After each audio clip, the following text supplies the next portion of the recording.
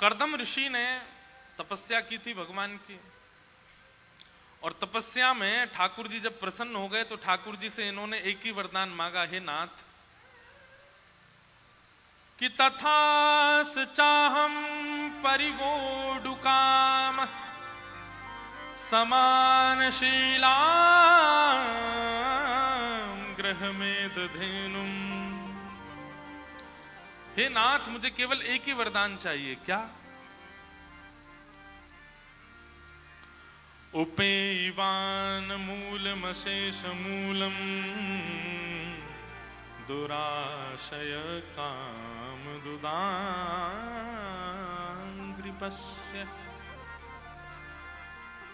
मेरा विवाह हो जाए। ऋषि ने तपस्या करके 1000 साल बाद ठाकुर जी को प्रसन्न करके क्या मांगा? मेरा विवाह हो जाए। भगवान बोले, वाह, 1000 साल तुमने तपस्या में केवल इसलिए नहीं कहा, इससे बढ़िया तो तुम कहीं घूम आते। उस समय मैट्रिमोनियल साइट तो थी नहीं, तो ठाकुर जी कहते उस पर साइट बना लो, किसी ना किसी तो ब्याह हो ही जाएगा तुम्हारा। या फिर ठाकुर जी ने कहा होता, भाई गांव में शहरों में रिश्ते नातेदारों से बोल देते कि भाई मेरा ब्याह करा दो। ऐसा तो हो नहीं सकता कि तुम्हारे ब्याह के लिए कोई कन्या उपस्थित नहीं होती। तुमने 1000 वर्ष व्यतीत कर दिया, और उसके बाद जब मैं प्रकट हुआ तुम मुझसे मांग रहे हो कि मेरा ब्याह हो जाए। बड़े विचित्र हो। कर्दम ऋषि बोले, मैं इसलिए किसी रिश्तेदार नातेदार या किसी व्यक्ति के पास नहीं गया, मुझे आपसे ही चाहिए। भगवान बोले, हमसे क्यों? बोले, क्योंकि मेरी एक इच्छा है। क्या? कि मैं जितना आपसे प्रेम करता हूं, मैं जितनी आपकी सेवा करता हूं, मैं जितना आपका ध्यान करता हूं, मुझसे भी अधिक आपसे प्रेम करने वाली, ध्यान करने वाली, सेवा करने वाली कन्या से मेरा ब्याह हो, ऐसी कृपा करो। और वो आप ही बता सकते हो और कोई नहीं, क्योंकि आपकी सेवा करती होगी, आपको पता होगा।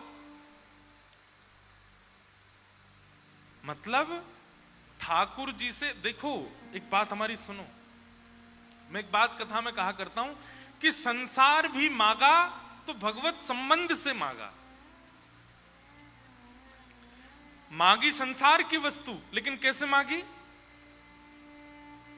पत्नी चाहिए, सीधा नहीं कहा, आपसे प्रेम करने वाली और मुझसे ज्यादा प्रेम करने वाली पत्नी चाहिए। मैं जितना आपको चाहता हूं उससे ज्यादा चाहने वाली एक कन्या से मेरा ब्याह हो जाए नाथ, तब आनंद आवेगा गृहस्थाश्रम में। ठाकुर जी से मांगो, पर अपने स्वार्थ सिद्धि के लिए नहीं, अपनी योग्यता के लिए नहीं, ठाकुर जी के लिए मांगो।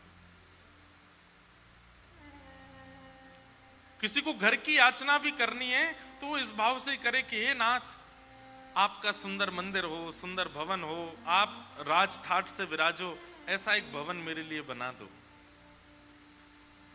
लेकिन फिर इसमें पूर्ण रूपेण मनोभाव यही होना चाहिए कि ठाकुर जी का निवास है। हम लोग कई घरों में जाते हैं, दुनिया भर में हम घूमते ही रहते हैं, घरों में ही जाते हैं और करते क्या है। हमसे किसी ने पूछा, बोले आप इतने घरों में जाते हो तो एक बात बताओ, घर श्रेष्ठ कौन सा? तो मन में जो उत्तर आया वो सुनिएगा। मैंने कहा, जिस घर में जाके ये लगता हो, सब लोग इधर देखो, इधर देखो, ध्यान से सुनो, पंखा चल गए, ध्यान से सुनो।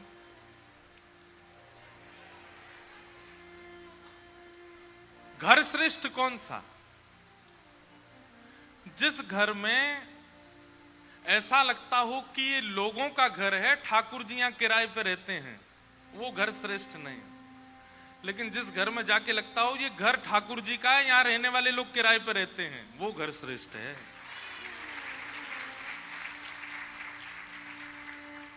समझ में आई बात? कई घर ऐसे हैं, वहां जब जाते हैं, प्रवेश करते हैं, वहां का इंटीरियर ठाकुर जी के हिसाब का, वहां का दरवाजा ठाकुर जी के हिसाब का, वहां की रसोई ठाकुर जी के अकॉर्डिंग, लोगों के कमरे ठाकुर जी के अकॉर्डिंग, वहां की लाइटिंग ठाकुर जी के अकॉर्डिंग, वहां की जो ग्रीनरी है, जो घर में गुलदस्ते वगैरह रखे हैं आदि जो भी है, सब कुछ किसके अकॉर्डिंग है? ठाकुर जी के अकॉर्डिंग। वो घर श्रेष्ठ है। और ऐसी याचना से यदि आप घर की भी कामना करोगे ना ठाकुर जी से कि हे नाथ बंबई में हमारा पॉश एरिया में घर बन जाए, लेकिन हमारा नहीं, आपके लायक बने, तो फिर ठाकुर जी भी टुकुर टुकुर देखेंगे, बोले दिला तो दूंगा, मैं देखूं तो सही, तू अपनी इच्छा से बनाएगा कि मेरी इच्छा से। एक घर में हम गए, वहां जाके इतना अच्छा लगा, दुनिया भर में घूमते हैं तो वहां जाके ऐसा लगा, जैसे प्रवेश किया तो बाहर तो अच्छा नाम था, श्री सेवा कुंज, घर का ही नाम सेवा कुंज।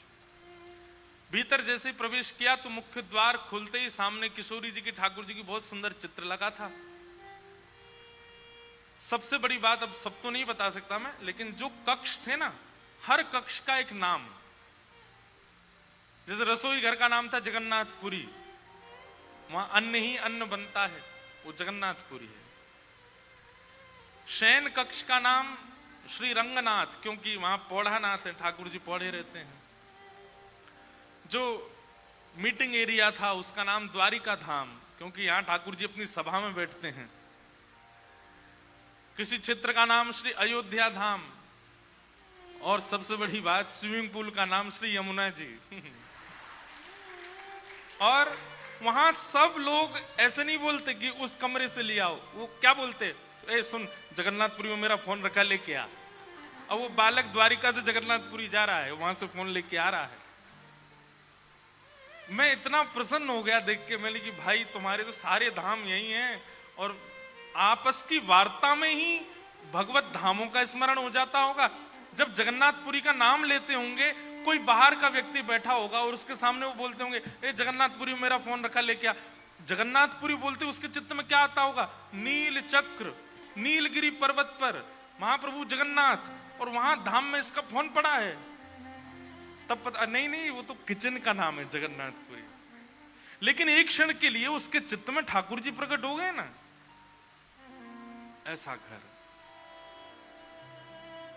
हमारे गिरधर लाल जी की गाड़ी जो है वृंदावन में, उसका नाम क्या है, गिरधर रथ। अब ये नहीं कहते गाड़ी लेके आओ, ये कहते रथ लेके आओ भाई, लाल जी का रथ लेके आओ। लाल जी का रथ कहाँ है? उस गाड़ी में एक डेंट भी नहीं आया। क्यों? क्योंकि ठाकुर जी की है, ठाकुर जी पढ़ने ही नहीं देते, अपने आप प्रेम से रखते हैं। भैया भजन केवल माला पे नहीं होता है। मैं आज इसी विषय को लेके चल रहा हूं। आपकी जीवनचर्या, आपकी विचारधारा, आपका सोचना, उठना, बैठना, खाना, पीना, लेटना, सब भजन हो सकता है। आप करके तो देखो, उसका निर्माण वैसा करो।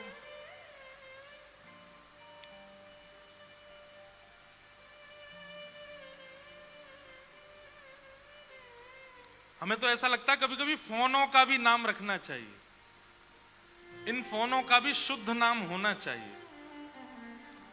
शुद्ध नाम लोगे तो फिर उसमें कभी अपवित्र वस्तु या अपवित्र भाव या अपवित्र वार्तालाप करने में संकोच होगा थोड़ा सा। गाड़ियों का नाम है, घरों का नाम है, सबका नाम है, फोनों का भी नाम रखो। आज सब अपने अपने फोनों का नामकरण कर लेना। हमारे फोन का नाम क्या है सोच लेना। हमारे फोन का नाम तो उद्धव जी है, हमने अभी अभी कर दिया उद्धव।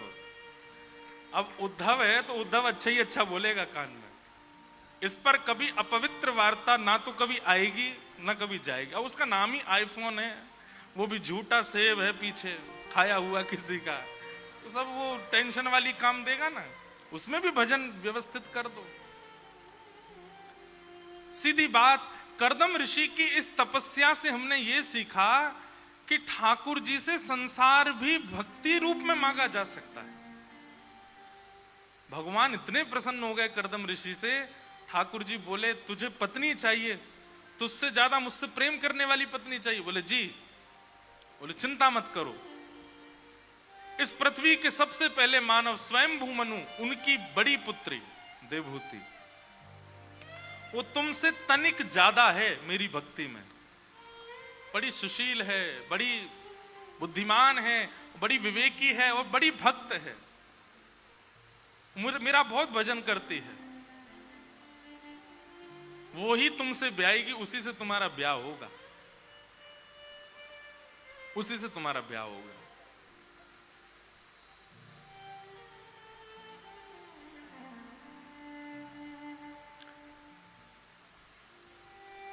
इधर देखो, सावधानी से सुनो, उससे तुम्हारा ब्याह होगा। एक वरदान तो ठाकुर जी ने दे दिया कि उससे तुम्हारा ब्याह होगा। कर्दम ऋषि नाचने लगे, जय हो भगवान, बड़ी कृपा आपकी, आपने बहुत अनुग्रह कर दिया। अब दोनों पति पत्नी मिलकर के भजन करेंगे, आनंद करेंगे, आपकी खूब सेवा किया करेंगे, घर में उत्सव किया करेंगे, कभी नौका विहार करेंगे, कभी जल विहार करेंगे, कभी जल केली करेंगे, कभी निकुंज विहार, कभी चंदन यात्रा। इतना प्रसन्न हो गया ये बात सुनकर के कर्दम ऋषि।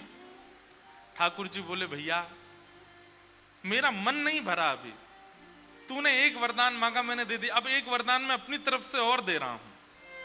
कर्दम ऋषि क्या क्या वरदान दे रहे हैं?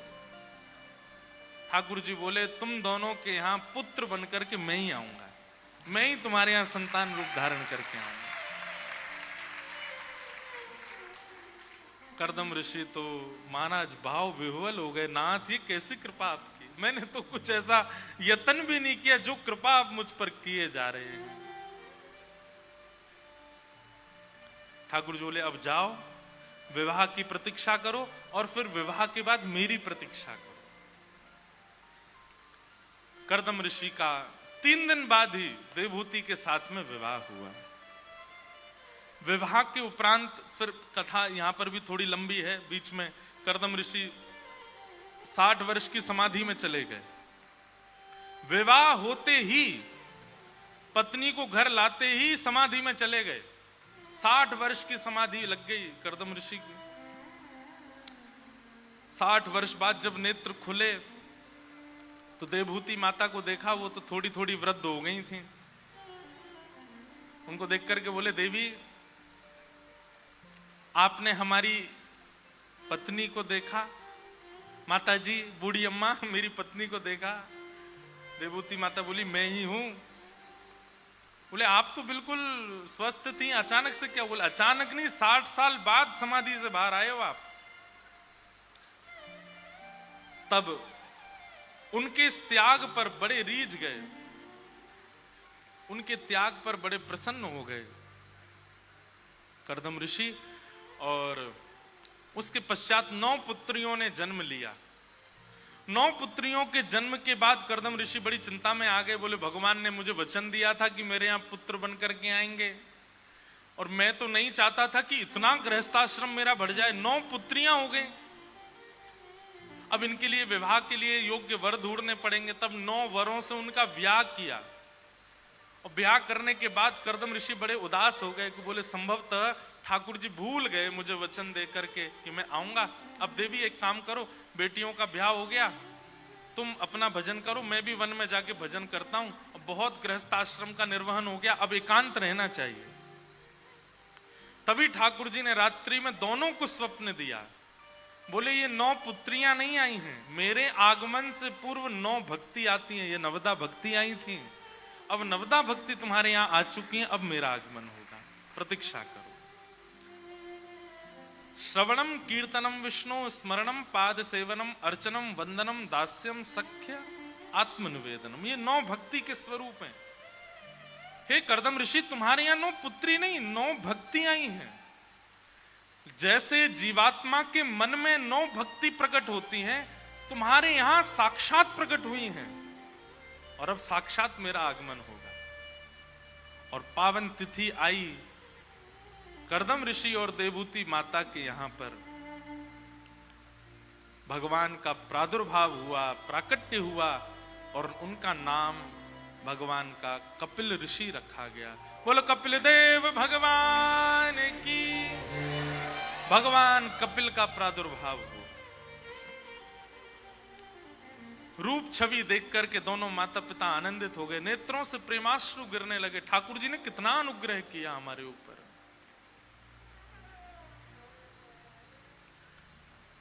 धीरे धीरे धीरे कपिल भगवान जब बाल अवस्था पार करके कुमार अवस्था के मध्य में पहुंचे, पौगंड अवस्था में, पिताजी को आज्ञा की, पिताजी अब आप वन में जा सकते हो, जाके भजन करो। देखो, दर्शन के बाद भी ठाकुर जी ने भजन की आज्ञा दी। इसका मतलब क्या है? ठाकुर जी का दर्शन भी वो परिवर्तन नहीं कर सकता जो परिवर्तन नाम करेगा। हमारी बात को बहुत सावधानी से सुनिएगा। चाहे ध्रुव हो, चाहे प्रहलाद हो, और आज ऋषि कर्दम हो, सबको ठाकुर जी ने दर्शन के बाद भजन की आज्ञा दी। अब जाओ भजन करो। इसका मतलब क्या है? दर्शन के बाद भी भजन करना पड़ेगा। हम कलयुगी लोगों पर एक सहायता, एक ठाकुर जी की बड़ी कृपा है कि हमको पहले ही भजन में लगा दिया ठाकुर जी ने। भजन के बाद दर्शन होंगे, दर्शन के बाद ठाकुर जी की इच्छा होगी तो निकुंज में प्रवेश हो जाएगा, और ठाकुर जी की इच्छा नहीं होगी तो दर्शन के बाद भी ठाकुर जी आज्ञा करेंगे कि अभी तुम्हारा इतना भजन रह गया, वो करो। इसका मतलब क्या है? चाहे गुरु कृपा से, चाहे धाम कृपा से, चाहे लीला कृपा से भगवत दर्शन हो भी गया और भजन अगर पूरा नहीं हुआ होगा तो ठाकुर जी छोड़ जाएंगे। भजन पहले करो। इसलिए भजन करते रहो और उसकी गिनती मत करो, अनकाउंटेबल लगे रहो बस, ताकि ठाकुर जी का दर्शन हो तो ठाकुर जी कहें अब कुछ शेष नहीं रह गया, अब तू मेरे संगे ही चल, मेरी लीला में ही चल।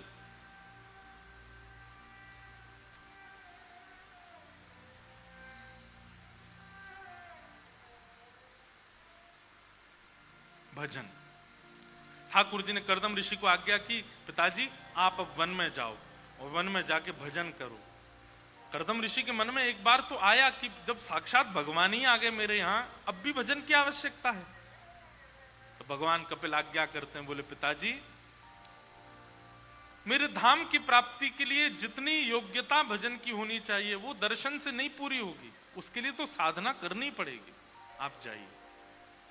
और कर्दम ऋषि साधना करने के लिए वन में गए। यहां मां के पास अब कपिल भगवान हैं। तब देवहूति माता बोली, पिताजी तो बेटा चले गए वन में, अब मेरा साधन किससे पूर्ण होगा? बहुत ध्यान से सुनिएगा। ठाकुर जी कहते हैं, मां किसी की साधना भजन से पूरी होती है, किसी की साधना तप से पूरी होती है, आपकी साधना ज्ञान से पूरी होगी। आपका जप परिपूर्ण है, आपका भजन परिपूर्ण है, आपको ज्ञान की आवश्यकता है। आपको मेरी प्राप्ति ज्ञान से होगी।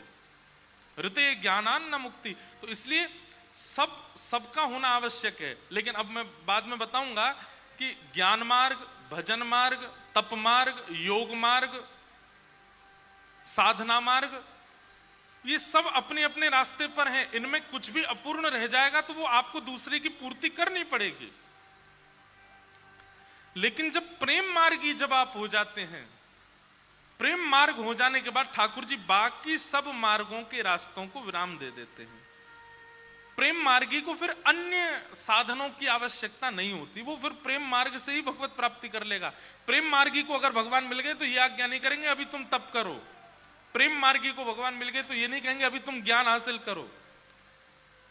प्रेम मार्गी को तो ठाकुर जी मिल ही जाते हैं, उसको फिर आज्ञा नहीं देते। अब इसमें आप कहेंगे इसको महाराज जी और समझाओ। तो देखो, ज्ञान मार्गी, तप मार्गी ये हैं घर के बड़े बालक, और प्रेम मार्गी ये है घर का छोटा बालक। जब जिम्मेदारी बांटने की बात आती है ना, तो माता पिता बड़ों को ही जिम्मेवारी देते हैं, छोटे को तो गोद में लेके संग ही चले जाते हैं। फरवरी के महीने में अगर घर में ब्याह होता है रिश्तेदारों में, ध्यान से सुनना, फरवरी के महीने में रिश्तेदारों के यहाँ ब्याह होता है तो माता पिता जाते हैं, बच्चे कहते हैं हमको भी ले चलो, तुम्हारे पेपर आ रहे हैं, मार्च में पेपर हैं, तुम लोग पेपर करो, इसको भी छोड़ के जानो। बोले ये तो छोटा है, ये तो अभी फर्स्ट क्लास में पढ़ता है या प्ले ग्रुप में पढ़ता है, इसको अभी आवश्यकता थोड़ी, ये हमारे संग ही जाएगा। उस समय लगता है छोटा बालक कितना अच्छा है ना, इसको कभी घर नहीं रुकना पड़ता, ये हमेशा जाता है। वो छोटा बालक कौन है? वो प्रेम मार्गी साधक है। प्रेम मार्ग का, जब प्रेम मार्ग में होना बहुत मुश्किल है वैसे तो, लेकिन प्रेम मार्गी यदि आप हो गए तो फिर आपको अन्य साधनों की आवश्यकता नहीं है। लेकिन कहीं आपने ज्ञान मार्ग चुना है, भक्ति मार्ग चुना है, योग मार्ग चुना है, तप मार्ग चुना है, उसमें अगर किसी और साधन में कमी होगी तो ठाकुर जी आज्ञा दे सकते हैं दर्शन देने के बाद भी कि अभी उसको पूर्ण करो, तब हम मिलेंगे।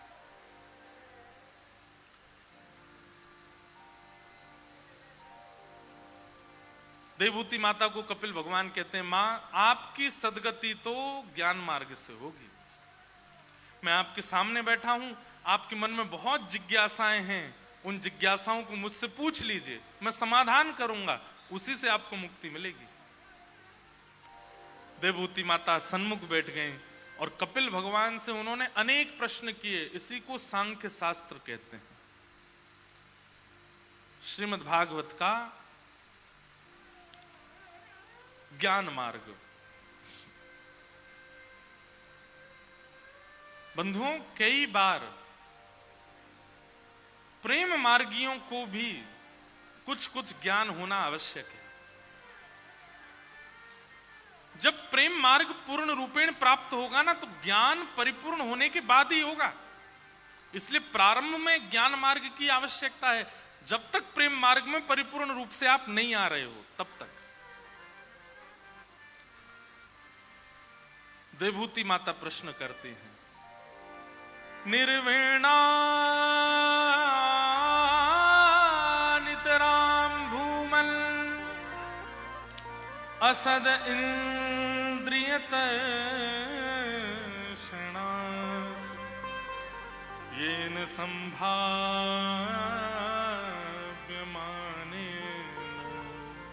प्रपन्नांधं तम प्रभो। देवहूति माता पूछ रही हैं, हमारी इंद्रियों की इच्छा पूरी करते करते हार चुकी हूं मैं। मेरी इच्छाएं पूरी नहीं हो रही हैं। जीव की अनेक इच्छाएं हैं, देखने की अनेक इच्छाएं हैं, सुनने की अनेक इच्छाएं, स्पर्श की अनेक इच्छाएं हैं। ऐसा मैं क्या करूं कि मेरी सारी इच्छाएं समाप्त हो जाएं, फिर कोई इच्छा रह ना जाए जीवन में। उसके लिए क्या करना चाहिए? कितना अच्छा प्रश्न किया ठाकुर जी से। बहुत ध्यान से सुनो। हे नाथ, ऐसा कोई उपाय बताओ जिससे मेरी समस्त इच्छाएं विराम ले लें, फिर कोई एक इच्छा रह ना जाए जीवन में।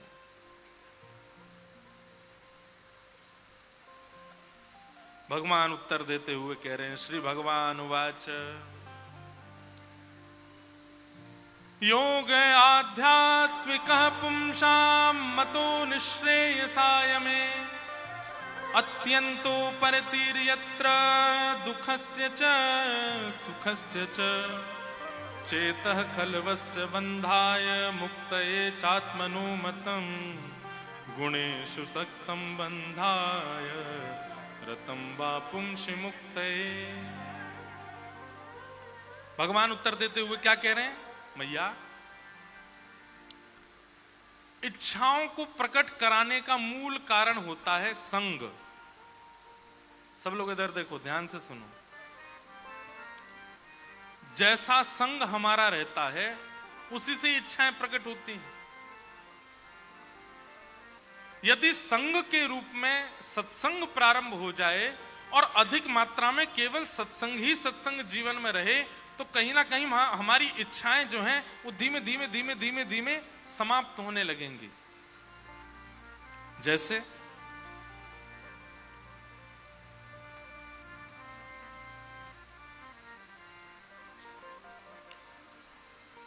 आप लोग यहां बैठ के कथा सुन रहे हैं, 6:30 बजे के लगभग से अभी तक ना तो आप फोन चला रहे हो, ना किसी से बात कर रहे हो, ना व्हाट्सएप चला रहे हो। कई लोग चला रहे होंगे कोने कोने में बैठ के, नीचे फोन करके, पर फिर भी आप सब अपनी इच्छाओं को समाप्त करके एक तक होकर के अपनी समस्त इंद्रियों को विराम दे करके अपने कर्ण रंध्र से श्रवण कर रहे हो, नेत्रों से देख रहे हो, स्वभाव से समझ रहे हो, बुद्धि में व्यवस्थित कर रहे हो। ये पिछले 1-1.5 घंटे में जो आपकी स्थिति बनी, इस समय आपकी इंद्रियों की इच्छाएं विशेष प्रबल नहीं हैं। क्यों? क्योंकि सत्संग चल रहा है। ठाकुर जी कहते हैं, जब जीवन में सत्संग अधिक मात्रा में होने लगता है तो हमारी इंद्रियां सम होने लग जाती हैं, उन इंद्रियों की इच्छाएं सामान्य होने लग जाती हैं, फिर वो इंद्रियां विचलित नहीं होती। जो जीव हमेशा बड़ा पाव खाने के लिए तड़पती रहती है, वो जीव करेला की सब्जी में खुश हो जाएगी सत्संगी व्यक्ति के। सत्संगी व्यक्ति को बहु व्यंजन खाने की इच्छा नहीं होती। सत्संगी व्यक्ति को बहुत, अभी नासिक में हम थे तो एक बहन आई मिलने, बोली महाराज जी आप अभी इतने युवा हो, क्या सफेद सफेद कपड़े पहन के रहते हो, कुछ बढ़िया चटकदार पहन के। मैंने कहा लाओ जैकेट वैकेट लिया आओ, बढ़िया डोल के चश्मा गॉगल लगा करके बाल बाल खड़े करके घूमू मैं? नहीं नहीं महाराज जी, अभी आप मेरे बेटे के बराबर के हो, आपको थोड़ा। मैंने कि तो ले आओ ना, हार्ली डेविडसन ले आओ, उसी जाया करूंगा कथा में। भाई ये सत्संग का स्वरूप हो जाता है कि जब आप बहु संख्या में सत्संग में प्रवृत्त हो जाते हो, आपकी इंद्रियों की इच्छाएं सम होने लग जाती हैं। ऐसा नहीं है हमको कोई गाड़ी में बैठा था, हम चलाते भी हैं, बाइक दे दे तो उसको भी उड़ाते हैं, कोई गॉगल पहना दे पहन भी लेते हैं, लेकिन उसमें मन नहीं है, उसकी विशेष इच्छा नहीं है, उसकी प्रबल स्थिति नहीं है मन में।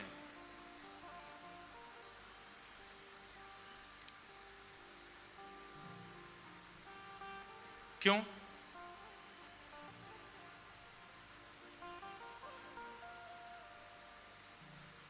क्योंकि मन में अब संसारी विषयों की भावना नहीं है। ठाकुर जी विराज गए, इतना कृष्ण नाम कहते हैं, इतना बोलते हैं, इतना दिन रात चिंतन करते हैं, गिरधर लाल जी को लिए घूमते हैं सब जगह, फिर ये मन में कोई और भाव कैसे आ सकता है?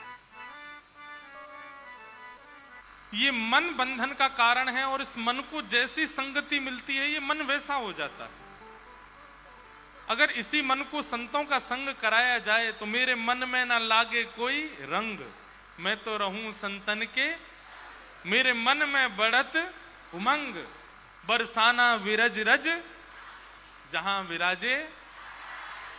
तो कितनी अच्छी, अब ये कपिल देवूति संवाद में ही तो जैसा संग दे देंगे मन वैसा हो। विषय भोग की इच्छा प्रकट होती है, दूषित भोग की इच्छा मतलब आपका संग सुधरा हुआ नहीं है।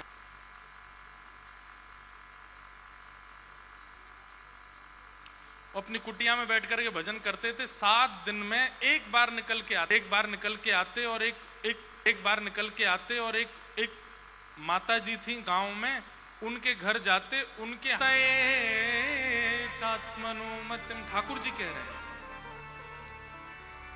हमारी आंख हमें नहीं बिगाड़ती, हमारे कान नाक हाथ पैर नहीं बिगाड़ते, इन सबके ऊपर अधिपति बनकर के बैठा हमारा मन हमको बिगाड़ता है। मां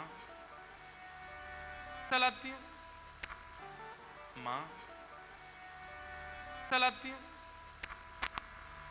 इनको सब्जी और आटा लाने का वेतन कहां से आया आपके पास? माता जी बोली मैं उसको जाके विक्रय करती हूं, उसी से। रुई की बत्तियों का विक्रय कहां करती हो? बोले रुई की बत्ती का विक्रय एक मंदिर में करती हूं, और मंदिर की गुल्लक से जो पैसा मिलता है उससे मेरा घर चलता है। आज तक नहीं हुई। बोले क्या? बोले किसी ने डकैती के तेल खरीदा, उससे दिया जलाया, उसके प्रकाश में तुमने बत्ती बनाई, उनको बेच करके धन कमाया, उससे जो अन्न खरीद के पवाया, उससे मेरे मन में विकार आ गया। सोचिए हम आप कौन से पानी में खड़े हैं? कहीं भी खा लेते हैं, कुछ भी पी लेते हैं, कहीं भी बैठ जाते हैं, कहीं भी सो जाते हैं, किसी से भी बनवा लेते हैं, कहीं भी हमारा मन बच जाएगा? आप लोग जिन नगरों में रहते हो, इन बड़े बड़े नगरों में तो हफ्ते में 2-3 दिन घर में भोजन बनता, बाकी दिन तो बाहर ही पाते हैं सब लोग। संत महापुरुषों को क्यों परहेज होता? होटल में नहीं खाना, बाहर नहीं खाना, वहां नहीं खाना। बहुत बड़ा परिवर्तन होता है चित्त पर। ये कुभाव का प्रकट होना, कुदृष्टि का प्रकट होना, दूषित विचारों का प्रकट होना, ये सब इन्हीं चीजों से होता है, हमें उस समय नहीं पता चलता। मैया इसलिए व्यक्ति इतना ध्यान नहीं रख सकता कि वो एक एक चीज देख देख करके खाए। लोग पागल कहेंगे उसको। अब तो आप परचूने की दुकान पर जाकर के हाँ भाई ये काली मिर्च कहां से लाए, कौन से खेत से लाए, किसे लेके आए, कितने रुपए? वो कहेगा भग जाए यहां से, नहीं देनी तुझे। आटे वाले से जाकर वो चक्की कैसी तुम्हारी, कहां से खरीदी? ओ चाइना से आई। फिर नहीं खिंचवाना इसमें। हम तो पहले तो चक्की घर में ही होती थी ना, हमने देखी है, हमारे घर में थी, जब हम छोटे थे तो माता जी बैठ जाती थी, सामने हमारी चाची या ताई जी बैठ जाती थी, बीच में हम बच्चे गेहूं डालते थे, माताएं ऐसे घुमाती थी, उसका आटा निकलता था, उससे प्रसाद पाते थे। फिर मशीनें आ गई नगरों में, तो फिर आटा पिसने वहां जाने लगा। ये सब चीजें छोटी छोटी बहुत विकार प्रकट करती हैं, हमें तब नहीं पता चलता। और ना आप इतनी शुद्धि का ध्यान रख सकते हो, विशेष रूप से इन नगरों में तो बिल्कुल भी नहीं। तो फिर क्या करें?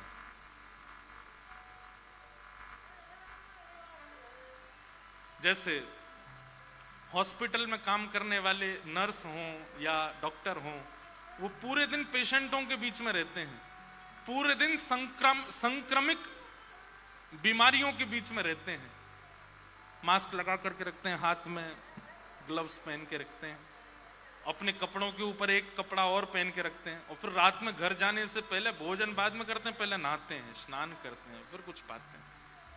ठीक वैसे ही मुख में नाम रूपी मास्क लगा करके रखो, कानों में सत्संग रूपी चर्चाएं चलती रहें, ऐसा विचार करो, हाथों में ग्लव्स की जगह करमाला धारण करके रखो, माथे पर तिलक लगा के रखो। ये सारे संक्रमित कीटाणुओं से बचने के कुछ साधन हैं। गले में कंठी पहन के रखो, और फिर जब जब अवसर मिले, और आजकल तो फोन में आधुनिकता है, अपने घर आकर के रात्रि सोने से पहले भागवत की कथा हो, रामचरितमानस हो, सुंदर किसी महापुरुष का प्रवचन हो, आप जहां से दीक्षित हैं आपके गुरुजी के प्रवचन हो, उनके प्रवचन रूपी रस धारा में स्नान कर लो, रोज बच जाओगे। यही बचने का साधन है। आप सब चीजें पवित्र नहीं कर सकते, लेकिन इसका मतलब यह नहीं है कि नाम जप माला लगी भैया उसको फिर साइड में रख के पिज्जा खाया है। महाराज जी बता तो रहे हैं तो सही, साथ में इसको जपते भी रहेंगे, खाते भी रहेंगे, थोड़ा थोड़ा घटे, मजबूरी है तो फिर सब करना पड़ता है कई बार, लेकिन ये सब व्यवस्थाओं से अपने आप को संभाल के रखो, नहीं तो संक्रमित वायरस कहीं से भी प्रवेश हो जाएगा, तो पूरा जीवन विचारधारा सबसे पहले परिवर्तित होगी आपकी, वहीं से सारा भजन नष्ट कर देगा।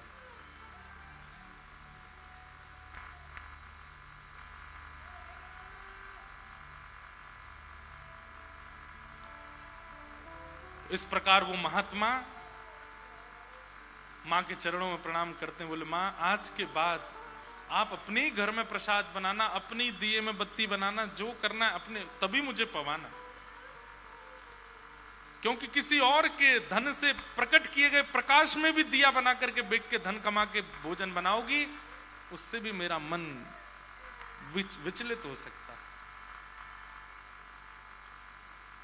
इस प्रकार ठाकुर जी समझाते हैं मां को, मां इंद्रियों को एकाग्र करने का एक ही तरीका है, अपने मन को संगति अच्छी दो। आपको पता है धोती पहनना भी, ये भी एक सत्संग है, ये बगलबंदी पहनना ये भी एक सत्संग है, तिलक लगाना, केसर घिसके चंदन लगा के रखना ये भी एक सत्संग है, गले में कंठी पहन करके रहना ये भी एक सत्संग है। ये सब सत्संग के स्वरूप हैं, इनसे भी बहुत हद तक बचाव होता है आपके विचारों में।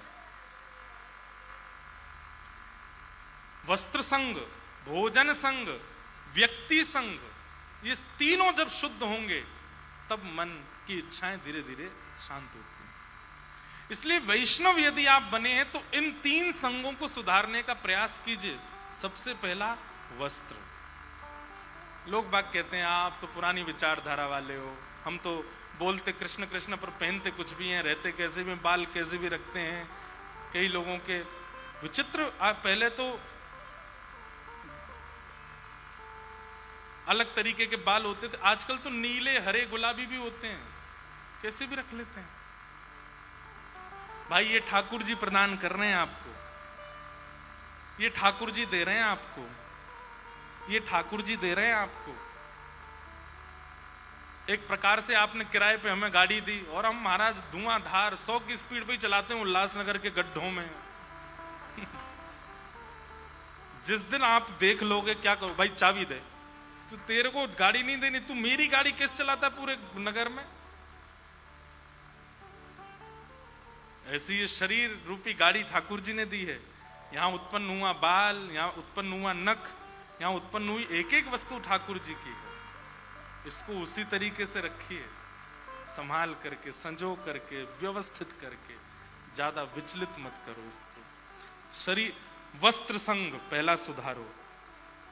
दूसरा भोजन अन्न संग, अपना अन्न सुधारिए, खूब अच्छा अच्छा पाइए, लेकिन भगवत प्रसाद पाइए। और तीसरा व्यक्ति संग, किसके साथ रहते हैं हम, उसका संग सुधारो। ये तीन संग यदि आपके सुधर गए तो आपका मन, कई लोग कहते हैं नाम जप नहीं होता, नेत्र बंद करके कुछ भी आने लगता है, ध्यान नहीं लगता, हमारा मन बहुत विचलित रहता है। ये मन बड़ा चंचल है, कैसे तेरा भजन करूं, जितना इसे समझाऊं उतना ही मचल जाए।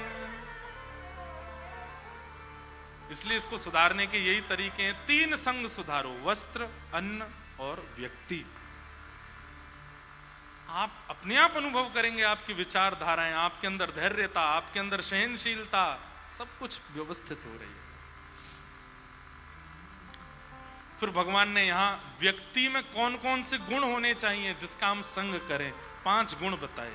तितिक्षवः कारुणिका सुहृदः सर्वदेहि नाम अजात शत्रवः शांता साधवः साधुभूषणात्। हम कहते हैं या तो ये 5 गुण हो या 5 में से एक भी गुण हो, उसका संग करो, या जिसका संग करो उसको कह दो भाई तुम में से ये 5 गुण होने चाहिए, एक तो लाओ। सबसे पहला सहनशीलता, दूसरा दया, तीसरा करुणा। दया और करुणा में अंतर है।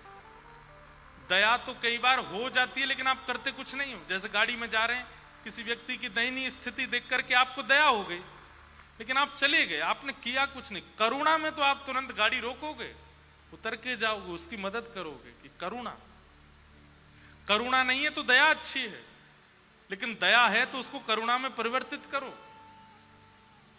सहनशीलता, दया, करुणा और अजात शत्रवः, चौथा लक्षण, किसी से शत्रुता नहीं। कोई आपको शत्रु मानता है, मानने दो, आप फिर भी उसका भला ही बोलो। हे गुरु वसंत शाह जी, हे गुरु पारू शाह जी, हे वसंत शाह दरबार के समस्त आचार्यों, वो व्यक्ति मुझसे ईर्ष्या रखता है, मुझे पता है, वो व्यक्ति मुझे भाता नहीं, मेरे उसको बिल्कुल नहीं भाता मुझे, पर आप उसका कल्याण ही करना, आप उसका भला ही करना, आप उसका अच्छा ही करना। अरे और तो और क्या कहें, जो ईर्ष्या करता है आपसे, अब हम कथा करते हैं, सब प्रेम करने वाले नहीं हैं, कई लोग बहुत ज्यादा प्रेम करने वाले भी हैं। बहुत ज्यादा प्रेम समझ जाओ,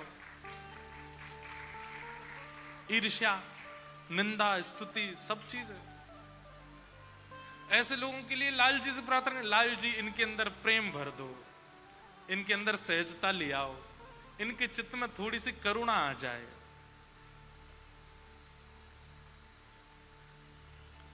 किशोरी मोहे अपनी सी कर लीजे, किशोरी अपनी सी कर, सहज स्वभाव मृदुल मन मेरो, सहज स्वभाव मृदुल मन मेरो, अपने कर सो कीजे, अपने कर सो कीजे, किशोरी मोहे अपनी सी कर दीजे, किशोरी मोहे अपनी सी कर, राग न दोष बैर मन मेरे, राग न दोष ये हमारे लाल जी की रचना है। ऐसी पंक्ति रोज अपने ठाकुर जी से कहो, रोज किशोरी जी से प्रार्थना करो। राग न दोष बैर मन मेरे, राग न दोष बैर मन मेरे, बस प्रेम स्वभाव ही की जय किशोरी मोरी। प्रेम स्वभाव गिरधर सो मैं नेह लड़ाऊं, गिरधर सो मैंने लगाऊं, गिरधर सो मैंने लड़ाऊं, गिरधर सो मैंने लगाऊं, ऐसी मति कर दीजिए। ऐसी मति कर दीजिए, किशोरी मोहे अपनी सी कर लीजिए। किशोरी मोहे अपनी सी। आपके भजन का उद्देश्य ही यही बन जाए, ये श्यामाजू हम आपके जैसे हैं जाए, और आपके जैसे ना है सके, आपके चरण की एक कणिका के समान हो जाए। ये दूषित स्वभाव हमारे चित्त को बिगाड़ रहा है, हमारे स्वरूप को बिगाड़ रहा है। तो ठाकुर जी कहते हैं ये पंच गुण जिसमें हो, सहनशीलता, दया, करुणा, अशत्रुता, किसी के प्रति शत्रु का भाव नहीं, और पांचवा आता है शांता, मौन। ये पंच लक्षण आ जाए मैया, ऐसे का संग करना प्रारंभ कर दो, आपका जीवन सफल हो जाएगा। इतना अद्भुत है कपिल देवभूति संवाद कि ज्ञान युक्त प्रेम भरा है, भागवत जी में है ना, अद्भुत है। गत वर्ष मास कथा जो हुई नासिक में, वहां कपिल देवभूति संवाद करीब शायद 1 सप्ताह तक बोला था, 1 महीना में, अद्भुत है। देवभूति माता के अनेक प्रश्न हैं, दर्शन कैसे करना चाहिए, दर्शन की विधा कैसी होती है। ठाकुर जी फिर दर्शन की विधा बता रहे हैं, सबसे पहले मेरे चरणों का दर्शन करना चाहिए, उसके बाद मेरे घुटने का दर्शन, फिर उदर का दर्शन, वक्ष का दर्शन, मुख का दर्शन।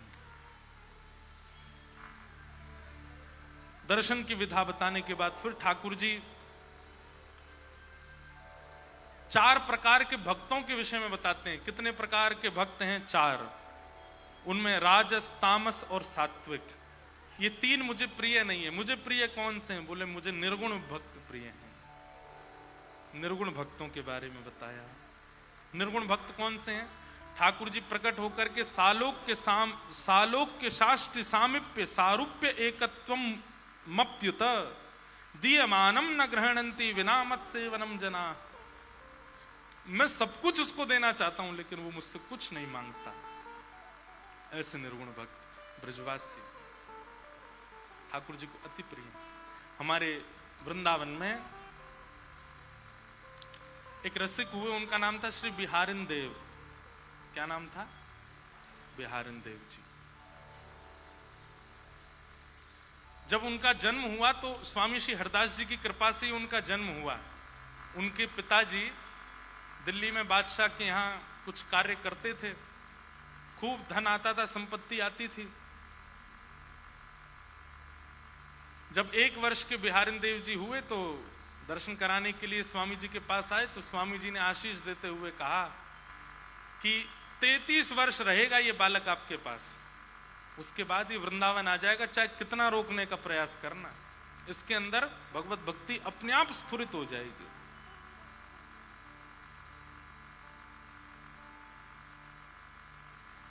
क्योंकि ये ठाकुर जी की कृपा से आया है पृथ्वी पर, ये ठाकुर जी की सेवा के लिए ही आया है। 33 वर्ष का इसका कर्म बचा है, वो ये करने बाहर जाएगा, फिर आ जाएगा। स्वामी जी ने बोल दिया। पिताजी के बाद उनको भी बड़ी नौकरी मिली, खूब धन आदि कमाने लगे। लेकिन एक दिन ऐसा आया, सब जगह से अपने आप मन उच्चाटित हो गया, सब जगह से मन अपने आप हटने लगा। जैसे जॉब छोड़ने का मन होता है तो रेजिग्नेशन लेटर देते हैं, अब हमें जॉब नहीं करनी, हमें छुट्टी दे दो। ऐसे इन्होंने भी बादशाह के यहाँ कहा कि भाई अब हमसे सेवा नहीं हो पाएगी, आप कोई और ढूंढ लीजिए। लेकिन बादशाह बोला आप कहीं नहीं जाओगे, आप मेरे पास ही रहोगे, आपसे श्रेष्ठ मुझे कार्यकर्ता नहीं मिलेगा।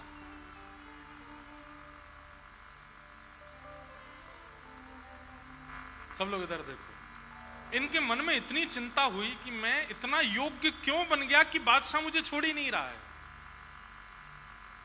आप विश्वास नहीं करेंगे, एक दिन उन्होंने मन में विचार किया मैं इतना योग्य हूं तभी तो मुझे नहीं छोड़ रहा है। और एक दिन यही विचार करते करते, वृंदावन की याद करते करते बोले मेरी योग्यता इन हाथों में, अपना हाथ काट दिया। और हाथ काट करके राजा के सामने जाकर के बोले अब मैं आपके किसी काम का नहीं हूं, अब तो मुझे छोड़ दो। बादशाह बोला भैया तुम मानव ही हो ना, ऐसा क्या है वृंदावन में, ऐसा क्या है उस धाम में कि तुमने अपने हाथ ही काट दिए, किसी काम का नहीं बचूं मैं। सहर्ष अनुमति दे दी, आप जाइए। प्रसन्न मुद्रा में गए वृंदावन, और जैसे ही निधिवन राज में जाकर के स्वामी श्री हरदास जी महाराज को दंडवत प्रणाम किया, स्वामी जी की दृष्टि पड़ी, हाथ काट लिए वृंदावन के लिए कि मैं किसी के योग्य ना रह पाऊं। मेरे हाथ रहेंगे तो सब मुझसे क्रिया करवाएंगे संसार की, मैं हाथ ही काट देता हूं। स्वामी जी की जब दृष्टि पड़ी, नेत्र सजल हो गए स्वामी श्री हरदास जी के, और वो अश्रु बिंद ही कृपा के रूप में बिहारिन देव जी के हस्त कमल पर जब पड़ा तो पुनः उनके हाथ प्रकट हो गए। बिहारिन देव जी घबरा गए, बोले जय जय ये हाथ आ गए, राजा मोह फिरते ले जाएगो। बोले नहीं, ये हाथ अब राजा की सेवा के लिए नहीं आए, अब ये बिहारी जी की सेवा के लिए आए, अब तुम बिहारी जी की सेवा करोगे। और श्री बिहारिन देव जी स्वामी जी के पश्चात बिहारी जी की सेवा विठल विपुल देव जी को, और उनके पश्चात फिर बिहारी जी की सेवा बिहारिन देव जी को प्राप्त हुई। ठाकुर जी की सेवा करते थे। कैसा कैसा त्याग उस वृंदावन के लिए किया है लोगों ने, जिसकी आप बड़ी सहजता में वाणी सुनते हो। हमें ज्यादा से ज्यादा अपने कार्य से छुट्टी लेनी पड़ती है वृंदावन के लिए, ट्रेन पकड़ के फ्लाइट पकड़ के पहुंचना होता है। लोगों ने तो कितना त्याग किया है उस वृंदावन की प्राप्ति के लिए। मैं जब बिहारी जी का दर्शन करने जाते हैं तो बिहारी जी के समस्त आचार्य जिन्होंने सेवा की उनकी लीलाएं पढ़ के जाता हूं मैं, कि ये इतनी सहजता में मुझे दिखने वाले बिहारी जी को आचार्यों ने कितनी मेहनत करके लाड़ लड़ाया। राधा रमण जी का दर्शन करने से पूर्व गोपाल भट्ट गोस्वामी जी का चिंतन करते हैं कि कितने रोए थे वे रात में, तब जाकर के ये प्रकट हुए और हमको दर्शन दे रहे हैं। श्री हितरवंश महाप्रभु अपना परिवार छोड़ करके वृंदावन आए, और उस काल में वृंदावन आए जब नरवाहन जैसे राक्षसों का राज्य था वृंदावन में, और तब राधा वल्लभ जी की सेवा व्यवस्थित की। रूप सनातन गोस्वामी अपनी राजा जैसी संपदा बंगाल में छोड़ करके आए, तब गोविंद देव और गोपीनाथ मदन मोहन प्रकट हुए। हमें कितनी सहजता में मिलते हैं। इसलिए वृंदावन जाइए तो जिस ठाकुर का दर्शन करने जाओ उसके आचार्य का स्मरण करते हुए जाना कि मैं तो अभागा, मुझे आप इतनी आसानी से दिख रहे हो, पर आचार्य ने तो आपको कितनी मेहनत परिश्रम से आपको प्राप्त किया।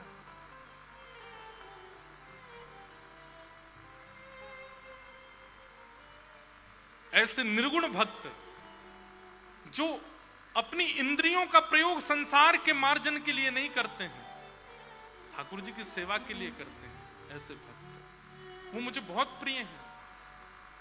जो सुंदर नेत्र पाकर के दुनिया की खूबसूरती ना देख करके मेरी मां की छटा पर मोहित रहते हैं, जो कान प्राप्त करके बहु संगीत ना सुनकर के मेरे कीर्तन में आनंदित होते हैं, जो चरण प्राप्त करके भद्दे गीतों पर ना नाच करके मेरे कीर्तन में उछल उछल के नृत्य करते हैं,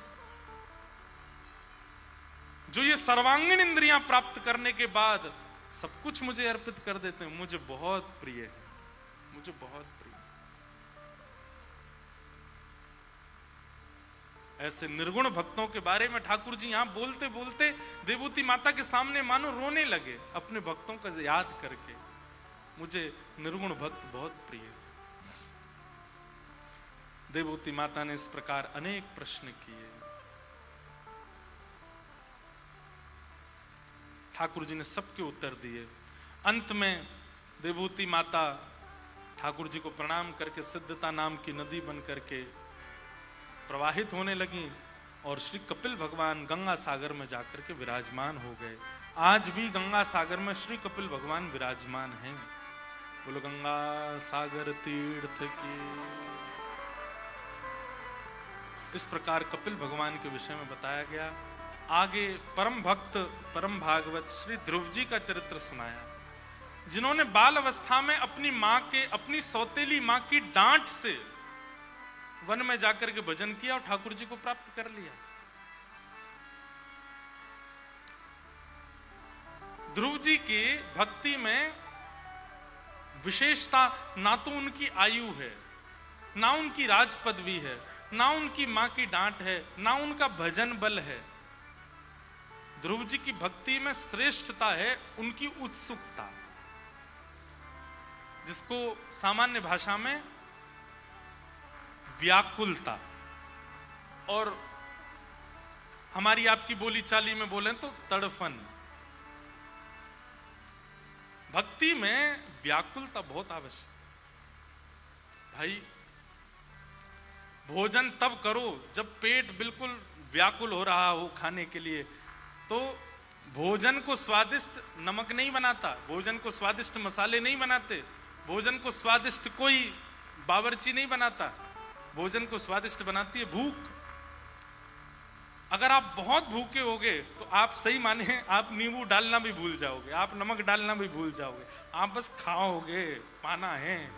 आपको बिना नमक की सब्जी भी बड़ी स्वादिष्ट लगने लगेगी। ठीक वैसे ही भक्ति में जब तक व्याकुलता की भूख नहीं होगी, व्याकुल नहीं होगी, भूख नहीं होगी, तब तक भक्ति में आपको बीच बीच में मन भटकता रहेगा। बीच बीच में मन कभी कभी चला गया, बंबई के एक्टरों में फंस गया, कभी कभी बीच में पिक्चरों में चले गए, बीच बीच में भोग विलासों में मन चला गया, कभी कहीं इस प्रकार मन भटकता रहेगा। पर एक रस ठाकुर जी के रहें, ये तभी होगा जब चित्त में व्याकुलता भूख होगी भगवत प्राप्ति की। मीराबाई भूखी थी भगवत दर्शन की, मिले ठाकुर जी। कुम्मनदास तू है सखी बड़ भाग बड़ी, नंदलाल तेरे घर आवत है।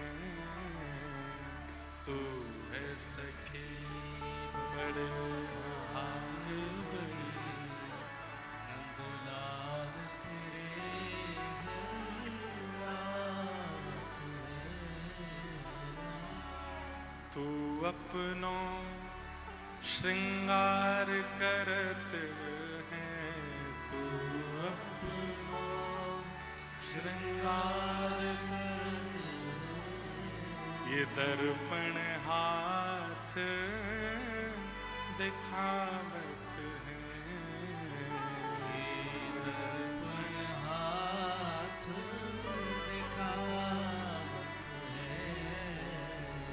तू है सखी बड़ भाग बड़ी, नंदलाल तेरे घर आवत है। तू है सखी बड़ भाग बड़ी, नंदलाल तेरे घर आवत है। अरे फतेहपुर सीकर के राजा अपनी सबरी संपत्ति लेकर के आए हैं, कुम्मनदास जी के द्वार पर खड़े हैं दान करने के लिए। और श्री कुम्मनदास जी जिनके घर में मुख देखने के लिए आरसी भी नहीं है, शीशा भी नहीं है। इतना सुंदर हमारे पूज्य नाना जी बताते थे कि कुम्मनदास जी पे आरसी नहीं थी तो एक कठौते में जल भर के उसमें अपना रूप देखते थे। लेकिन कभी कभी क्या होता था, ठाकुर जी आ जाते थे छोटे से और गोपाल जी आकर के कुम्मनदास जी गोद में बैठ जाते। ए कुम्मना, आज तेने तिलक स्वरूप ना कियो, जय जय आप चले जाओगे फिर करूंगा। बोले क्यों? मुझे नीचे झुक के देखना पड़ेगा ना कठौता में, आप बैठे हो गोद में कैसे देखूं? ठाकुर जी खड़े हो जाते हैं और कुम्मन छोटे छोटे हाथों से कुम्मन दास का मुंह पकड़ के बोलते हैं, चल मैं तेरी आरसी बन जाऊं आज, तू लगा तिलक। और ठाकुर जी कुम्मन दास का हाथ पकड़ करके कहते हैं, हाँ बल यहीं रखो, सीधो खींच ले ऊपर। अब यहाँ से खींच रहे हैं ठाकुर, अरे टेढ़ो है गो, इतकू कर लेंगे यहाँ पे, फिर वो उधर को कर रहे हैं, हाँ अब नीचे तो गोल घुमाए दे, नीचे और खींच ले ऊपर। आहा कितना सुंदर लग रहा हो भैया कुम्मन दास। ठाकुर जी श्रृंगार कराते थे। कुम्मन दास जी अपने बड़े बड़े केश काटते, ठाकुर जी हम यहाँ तो खींच ले, बढ़िया पीछे गए। अब पाग बांध ले ऊपर, कुम्मन दास जी पाग लेकर के, अरे ज्यादा नीचे है गिरने के ऊपर कर। ठाकुर जी कुम्मन दास जी के नेत्रों से आंसू गिरते रहते हैं।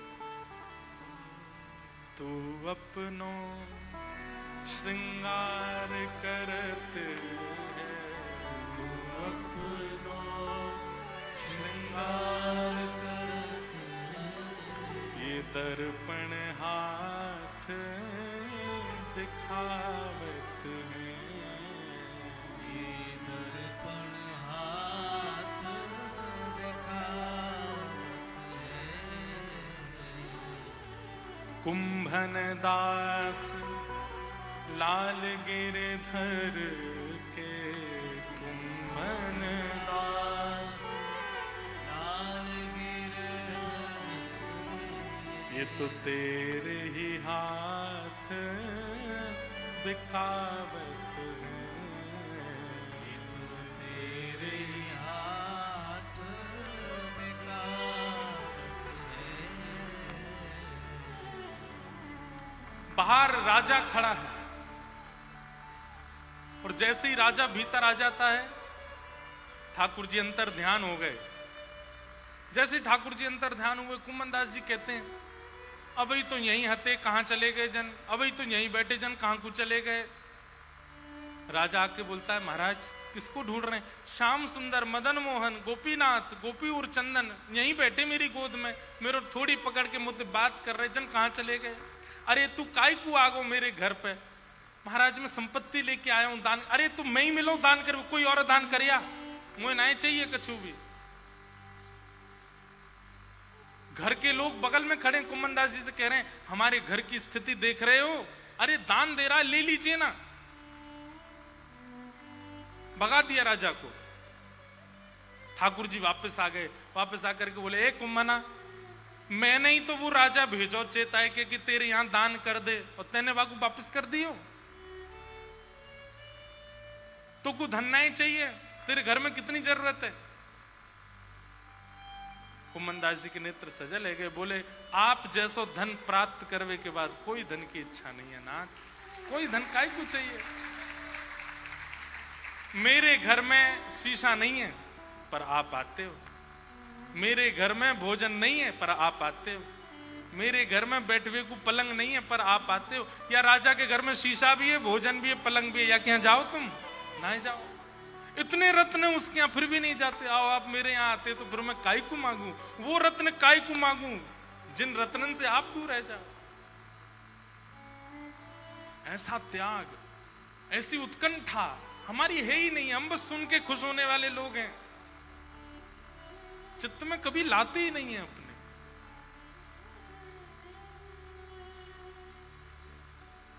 मीराबाई प्यासी थी इसलिए ठाकुर जी मिले, कुम्मन दास भूखे थे इसलिए ठाकुर जी मिले। हम ना तो भूखे हैं ना प्यासे हैं, संसार के भोगों से ही हमारी ऊर्जा चल रही है, इसलिए क्यों मिले ठाकुर जी। ध्रुव जी महाराज वन में गए और 5 महीने तक ध्रुव जी ने ऐसा भजन किया। ध्रुव जी के भजन से ठाकुर जी प्रसन्न होकर के गरुड़ पर विराजमान होकर के आए। ध्रुव जी ने ठाकुर जी का दर्शन करके चरणों में प्रणाम करके स्तुति गाई है, और स्तुति गाते हुए ठाकुर जी से निवेदन कर रहे हैं, हे नाथ, भक्ति मुह प्रवहताम त्वयि में प्रसंगो भूयादनंत महताम मलाशयाना ये नांज सौर्वण मुरुव्यसनम भवाब्धिम निश्चय भवत गुण कथामृत पान मत्त। ध्रुव जी ने इतनी सुंदर वस्तु मांगी कि ठाकुर जी आश्चर्यचकित रह गए। क्या? ठाकुर जी से कहते हैं, हे नाथ, मुझे एक व्यसन लगा दीजिए। भगवान बोले, वाह, दुनिया के लोग व्यसन से छुटकारा पाने के लिए क्या क्या करते, तू कह रहा व्यसन लगा दो? बोला हाँ। हमारे दर्शन का व्यसन चाहिए होगा जरूर? बोले नहीं। तो फिर? बोले, भक्ति मोह प्रवहताम त्वयि में प्रसंगो भूयादनंत महताम अमलाशयाना।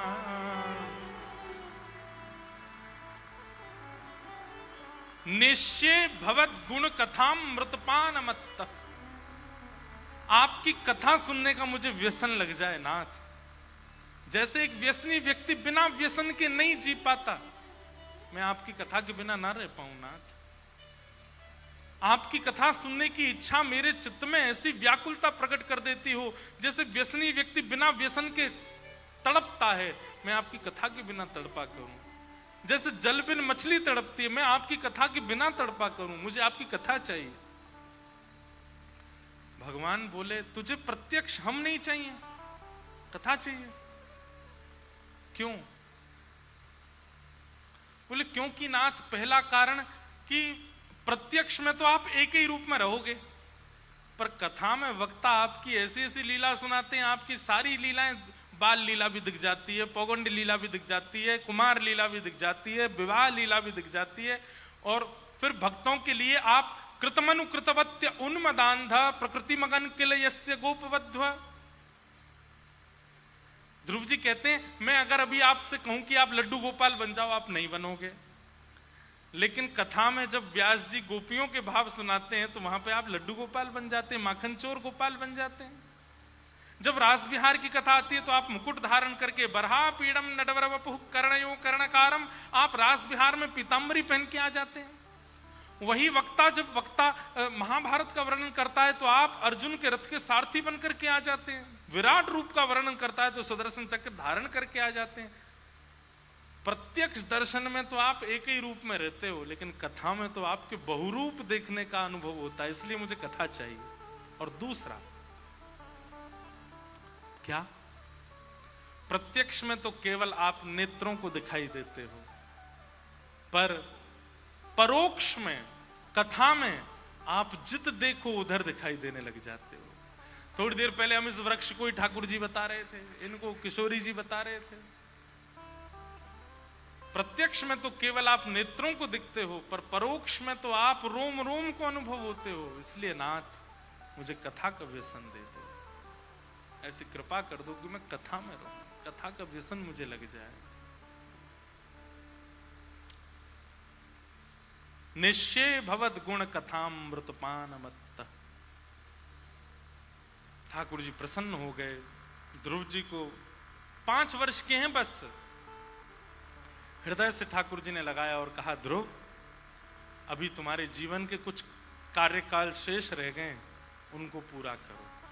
और तुमने कथा का याचना की है, कथा सुनते हुए जब ठाकुर जी ने कहा कुछ दिन पृथ्वी पर रहो, तो ध्रुव जी घबरा गए। बोले, आप आपके दर्शन करने के बाद मैं कैसे रहूंगा बिना आपके? तब ठाकुर जी बोले, मेरी कथा तुम्हारी सहायता करेगी, कथा तुम्हारे जीवन में रहेगी, जाओ। और कथा सुनते हुए श्री ध्रुव जी महाराज 36,000 वर्ष तक पृथ्वी पर रहे, ठाकुर जी के दर्शन के बाद। सोचो, दर्शन के बाद भी रहना पड़ सकता है, इसलिए पहले ही भजन कर लो, क्योंकि दर्शन के बाद रहना बहुत मुश्किल है। दर्शन से पहले रह लो, पृथ्वी पर भजन कर लो, चल जाएगा, काट लेंगे समय। लेकिन एक बार वो बाकी छटा दिख गई और उसके बाद ठाकुर जी ने कहीं आज्ञा कर दी, अभी तो तुम्हारी 20 साल के भजन और रह गए, फिर कैसे जियोगे, कैसे टिकोगे फिर? इसलिए पहले ही भजन कर लो कि उसके बाद रहना ना पड़े। ध्रुव जी को ठाकुर जी ने 36,000 वर्ष तक राज्य करने का आज्ञा दी। तत्पश्चात ध्रुव जी के आगे के वंश में इनके बेटा बैन हुए, बैन के बेटा, इनके बेटा अंग हुए, अंग के बेटा बैन, बैन को ऋषियों ने मार दिया। उनके अंग से भगवान पृथु प्रकट हुए। भगवान से इन्होंने 10,000 कानों का वरदान मांगा। देखो, बहन ने ठाकुर जी से कहा मुझे 10,000 कान दे दो। क्यों? 2 कानों से आपकी लीला ग्रहण कर पाना मेरे लिए असंभव है, 10,000 कान हो। ऐसी हमारी किशोरी जी एक ब्रज की लीला में कहती हैं, क्या कहती हैं? बहुत सुंदर पद है। अब हम उसमें प्रवेश कर जाते हैं तो यहाँ की कथा रह जाती है, लेकिन 1-2 लाइन सुना देते हैं। आहा, जो ब्रह्मा को वश कर पाऊं, जो ब्रह्मा को वश कर तो मैं अपनी सृष्टि बनवाऊं, तो मैं अपनी सृष्टि बनाऊं। सब गोपियां बैठी हैं, किशोरी जी मध्य में बैठी हैं और श्याम सुंदर थोड़ी देर पहले ही वहां से गए हैं। सब गोपियां बोली, हे किशोरी जी, ये श्याम सुंदर आ जाते हैं तो मन होता है ये जाए नहीं कभी, और आ भी जाते हैं तो ये बैरनी, ये पलकें ये बार बार गिरती रहती हैं। ऐसा कुछ हो सकता है कि पलकें कभी गिरे ना? हे किशोरी जी, हम बड़ी दुखी हैं इन पलकों से, इन नेत्रों से। जड़ उदीक्षताम, ये जड़ है विधाता, इसने क्यों बनाई पलक? किशोरी जी कहती हैं बिल्कुल चिंता मत करो, अब की बार विधाता इन्होंने बनवाया, कृष्ण ने, चिंता मत करना।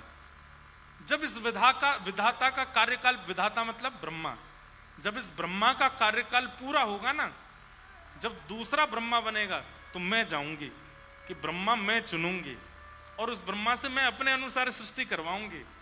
तो गोपियां कह रही हैं कैसी सृष्टि करवाओगी आप? तब किशोरी जी कहती हैं रोम रोम प्रति नैन बनाऊं, रोम रोम प्रति। इतने ये रोए बना दिए, क्या काम है इनका? इनका कोई काम है?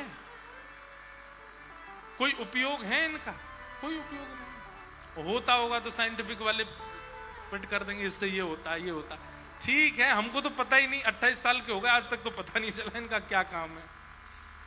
लेकिन किशोरी जी कह रही हैं जितने रोए शरीर में हैं इतने नैन प्रकट हो जाएं। रोम रोम प्रति नैन बनाऊं, रोम रोम प्रति नैन बनाऊं। और फिर किशोरी जी कहती हैं तुम सबके भी मन की बात सुनूंगी। बोले क्या? एक टक रहें, ये खुले रहें, इसलिए पलक न बनाऊं, एक टक रहें पलक न बनाऊं। आहा, गोपियां सब नृत्य करने लगी। अब तो हमें प्रतीक्षा है कि ये विधाता कब जावेगो, अगलो विधाता कब आवेगो, क्या करेंगे उन हजारों नेत्रों से? बोले श्याम सुंदर को निहारेंगे, श्याम सुंदर के रूप माधुरी का दर्शन करेंगे। ये गोपियां बड़ी चतुर हैं। ठाकुर जी जब सामने होते हैं ना तो उनको इतना बड़ा भुला सुनाती हैं और जैसे ही चले जाते हैं फिर रोती रहती हैं, हमें दिखे नहीं, हमें कैसे उनका रूप देखें, कैसे उनका श्रृंगार देखें। वही बात यहां पर राजा पृथु ठाकुर जी से 10,000 कान मांगते, रोम रोम हो मैं तो श्रवणमयी रे। इस प्रकार राजा पृथु का चरित्र सुनाया। तत्पश्चात भूगोल, खगोल, नरकों का वर्णन किया, अजामिलोपाख्यान सुनाया गया और भगवान के परम भागवत श्री वृत्रासुर जी का चरित्र आया, जिन वृत्रासुर जी ने 4 श्लोकों में भगवान की परम भक्तिमय रूप का गान किया। इस बार नाथ द्वार में जो ठाकुर जी का उत्सव था उसमें इन चतुश्लोकों पर ही चर्चा हुई थी विशेष रूप से। वृत्रासुर कह रहे हैं अहम हरे तब पादैकमूल दासानुदासो भवतास्मि भूय मनस्मरेता सुपतेर्गुणांस्ते गृणीत वाक्कर्म करोतु काय न नाकपृष्ठं न च पारमेष्ठं न सार्वभौमं न रसाधिपत्यं न योग सिद्ध पुनर्भवं वा समंजसत्वा विरहय कांक्षे। वृत्रासुर ने भगवान की स्तुति गाई। वृत्रासुर क्या कह रहा है? हे नाथ, मैं आपके चरणों के दासों का दास बन जाऊं, ऐसी मुझ पर कृपा कर दो।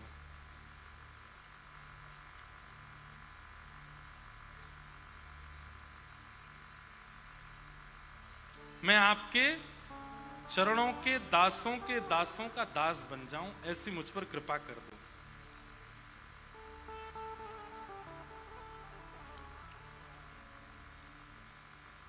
क्यों? ठाकुर जी बोले मेरा दास नहीं बनना, चरणों के दासों का दास क्यों?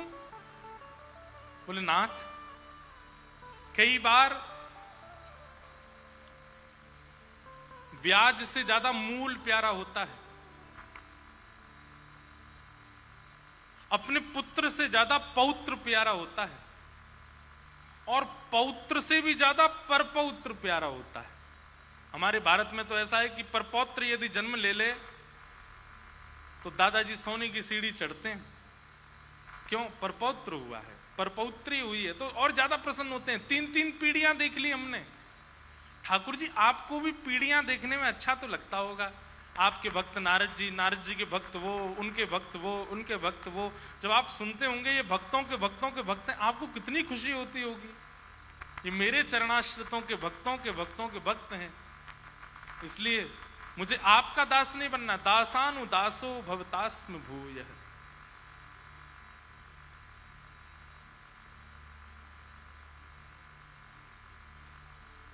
एक पद गाते हैं हमारे वृंदावन में,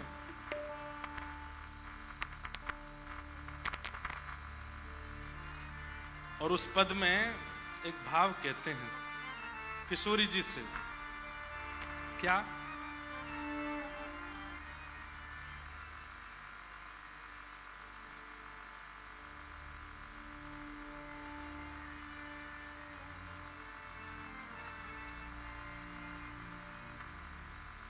मेरे गिनियो ना अपराध, लाडली श्री राधे।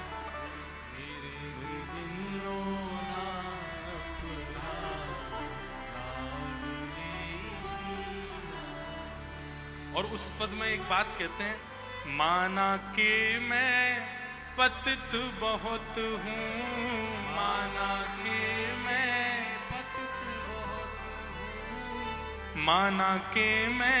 पतित बहुत हूँ, माना कि मैं पतित बहुत। हे पतित पावन तेरो नाम, लाडली श्री राधे। पतित पावन तेरो नाम, लाडली श्री राधे। ओ मेरे गिनियो ना अपराध, लाडली श्री राधे। मेरे गिनियो ना अपराध। हाँ, ये बात कहते हैं। क्या? हे किशोरी जी, मुझ पे कृपा करके एक काम कर देना। बोले क्या? अष्ट सखिन में, गोप गोपिन में, अष्ट सखिन में, अष्ट सखिन में, गोप गोपिन में, अष्ट सखिन में, और उनमें यदि नहीं हो सके तो उन्हू की दासी दासिन में, उन्हू की दासी कहीं लिख ली जो मेरो नाम, लाडली श्री राधे। कहीं लिख ली जो मेरो नाम, लाडली श्री राधे। कितना अच्छा भाव है। अष्ट सखिन में, गोप गोपिन में, उन्हू की दासी दासिन में, कहीं लिख ली जो मेरो नाम। वही बात यहां वृत्रासुर कह रहे हैं, दासानु दासो भवतास्मि भूयः।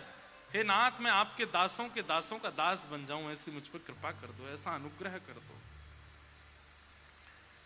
वृत्रासुर भगवान की स्तुति गाते हैं, ठाकुर जी प्रकट होकर के इनको अनुभव कराते हैं, फिर इंद्र से युद्ध करते हुए अपने प्राण गवा देते हैं। हमने विस्तार से कई बार सुनाई है ये प्रसंग